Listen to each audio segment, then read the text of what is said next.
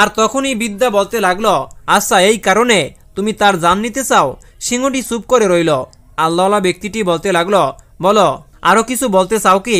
আর তখনই সিংহটি বলতে লাগলো, আমি আর কি বলবো, আমারও একটি সন্তান ছিল যাকে আমি খুব ভালোবাসতাম। আমি যখন জঙ্গলে বসবাস করতাম তখন আমি এই গ্রামে কখনোই আসতে চাচ্ছিলাম না, কেননা আমি আমার সন্তানকে নিয়ে ব্যস্ত ছিলাম এবং একজন আল্লাহওয়ালা আমাকে খাবার খেতে দিত।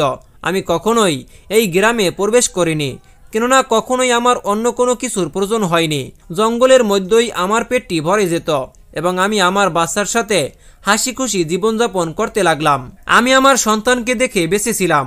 তবে একদিন সেই ব্যক্তিটি, সিংহটি গ্রামের সেই বৃদ্ধ ব্যক্তিটির দিকে তাকিয়ে বলতে লাগলো, ইশারা করে বলতে লাগলো, এই ব্যক্তিটি জঙ্গলের ভিতরে এসেছিল এবং আমার বাচ্চা সেখানে খেলাধুলা করছিল। এই ব্যক্তি আমার বাচ্চাকে তুলে নিয়ে চলে গিয়েছিল। আমি ফেরত এসে দেখলাম আমার বাচ্চা সেখানে নেই। আমি অনেক খোঁজাখুঁজি করার পরেও আমার সন্তানকে কোথাও খুঁজে পেলাম না। এরপরে ভাবলাম বস্তির দিকে গিয়ে খোঁজ করি। এরপরে যখন আমি সেখানে এসে খোঁজ করলাম তখন আমি আমার সন্তানকে খুঁজে পেলাম না। আমি আমার বাচ্চার জন্য অনেক কান্নাকাটি করতাম।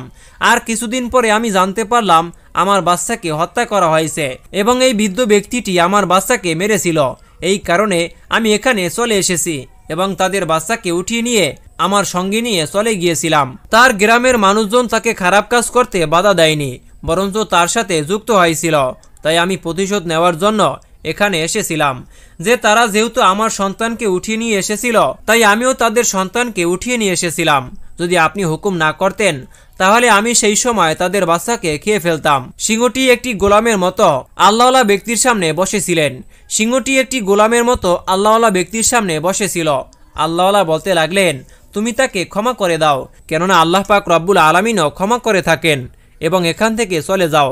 তোমার দুঃখ কম নয়, তবে এভাবে প্রতিশোধ নিতে নেই। আল্লাহওয়ালা ব্যক্তিটির কথা শোনার পরে সে মাথা নিচু করে ফেরত যেতে লাগলো। তবে তখন আল্লাহওয়ালা ব্যক্তি বলতে লাগলো, থামো, তোমাকে আমি কিছু দিতে চাই। এরপরে আল্লাহওয়ালা ব্যক্তি তার থলে থেকে একটি মাংসের টুকরো বের করে সে সিংহটিকে খেতে দিল এবং বলল, এই নাও তোমার উপহার। সিংহটি সেই মাংসটিকে খেয়ে নিল এবং আল্লাহওয়ালা ব্যক্তিটির নিকটে এসে তার কদমে চুমু খেয়ে তারপরে শুকরিয়া আদায় করলো। এরপরে সে জঙ্গলের দিকে যেতে লাগলো। তবে তখনই আবার একটি চমৎকার ঘটনা ঘটে গেল। সেই সিংহের বাচ্চাটি তার মায়ের জন্য অপেক্ষা করছিল। এই দৃশ্য দেখে সিংহটি আল্লাহওয়ালা ব্যক্তির দিকে তাকাতে লাগলো এবং সকল কিছু বুঝতে পারল। আল্লাহওয়ালা ব্যক্তিটি তারপর বলতে লাগলেন, এই হলো তোমার সবরের ফল। গ্রামবাসীরা তোমার কাছ থেকে যে বাচ্চাকে কেড়ে নিয়েছিল, আল্লাহ পাক সেই বাচ্চাটিকে তোমাকে ফিরিয়ে দিয়েছেন।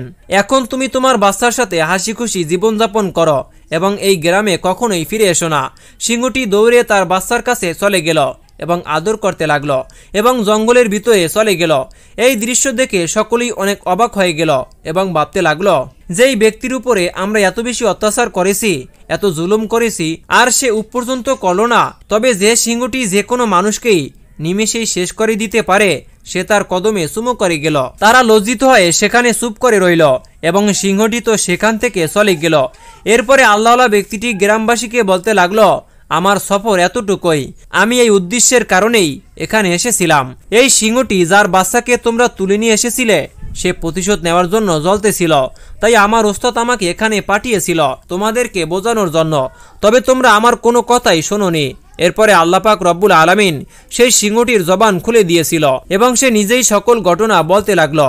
আমার রব যাকে দেখা যায় না, তিনি কতই না অদ্ভুত, তিনি আমাদের কতই না উপকার করেছেন এবং সাহায্য করেছেন। এবার বলো তো, তোমরা কি আমার রবকে মানো? সেই ব্যক্তিটি বলল, আমি তো তখনই মেনে নিয়েছিলাম।